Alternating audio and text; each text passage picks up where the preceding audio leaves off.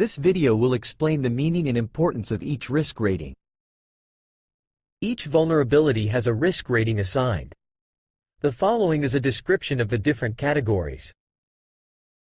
Critical vulnerabilities pose a severe threat to the system's security. Exploitation of these vulnerabilities could lead to significant damage, compromise of sensitive data, or complete system compromise. High, medium and low vulnerabilities are confirmed vulnerabilities with a different score that considers the impact and complexity.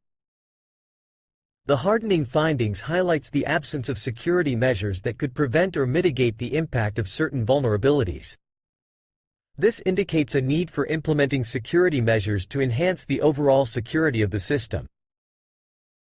Potentially findings are non-confirmed vulnerabilities that may depend on context and usage.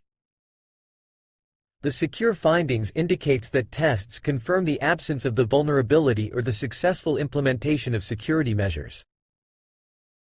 Important and info are informative findings that can help with manual assessment, understanding of application behavior or confirming certain aspects of the application, like using a certificate to sign the application.